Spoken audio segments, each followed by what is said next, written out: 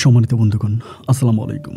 দূরে কাছে দেশে অথবা দেশের বাইরে থেকে কলিজার বন্ধুগণ ঠিক এই মুহূর্তে যে যেখান থেকে বাস্তব জীবনের গল্প শোনার জন্য আমার সাথে জয়েন করেছেন আমি আপন। আর যে আপন জীবনের গল্পের 1193তম পর্বে আপনাকে প্রতিদিনের মতো স্বাগতম জানাচ্ছি। বন্ধুগণ, আজ আমি আপনাকে শোনাবো রংপুরের ছেলে তরিকুল ইসলামের জীবনের হৃদয় কাঁপানো, ভালো লাগার মতো এক ভয়ঙ্কর বাস্তব জীবন কাহিনী। বন্ধুগণ, আজকের গল্পের টাইটেল এতিম শিশুকে সাহায্য করতে ফেরেশতার রূপে নেমে আসে এক পরী।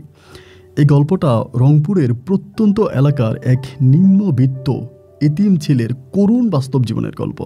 বন্ধুগণ, আমি এই গল্পটা যখন পড়েছিলাম আমার কাছে জাস্ট একটা কথাই মনে হয়েছিল যে সৃষ্টিকর্তা কখন কাকে কিভাবে উপকার করে, কার মাধ্যমে কাকে উপকার করে এটা বোঝা বড় মুশকিল।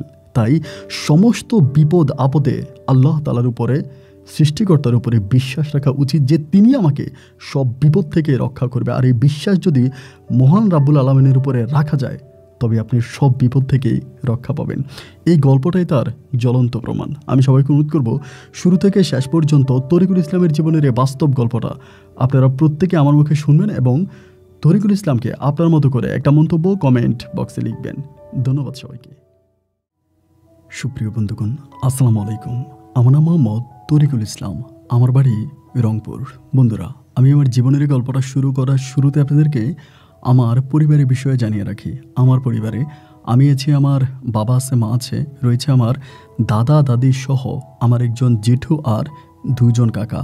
আমাদের পরিবারে আরও সদস্য রয়েছে। আমার একজন ফুফু এবং আমার পুপুকে ঘর জামাই বিয়ে দেওয়া হয়। রয়েছে আমার পুপা সহ আমার দুইজন পুপাতো ভাই। রংপুর শহর থেকে অনেক দূরে সবুজ শ্যামলে গড়া কোনো এক ছোট্ট মায়াবী গ্রামে আমাদের পরিবারটা একান্নবর্তী একটা পরিবার। আমার কোনো ভাই বোন নেই, আমি মায়ের একমাত্র সন্তান। যদিও আমার পরিবারে দুজন কাকা আছে, একজন জেঠু আছে, ওরা আসলে তেমন কোনো কিছুই করে না। ওরা গ্রামের বাড়িতেই টুকিটাকি কৃষির কাজ করে আর মানুষের কাজকাম করে, এরকমই করে। আর এই পরিবারের একমাত্র আয় উপার্জন করে আমার বাবা। আমার বাবা পেশায় একজন ট্রাক চালক। আমার বাবা খুবই নামকরা একটা কোম্পানিতে ট্রাক চালায় এবং ট্রাক চালিয়ে আমার বাবা যে পরিমাণের টাকা ইনকাম করে তাই দিয়ে আমাদের পরিবারটা চলতো। তো আমার বাবাই বেশিরভাগ টাকা পয়সা দিত এবং এমন করে আমার শৈশবের দিনগুলো কাটতে থাকে।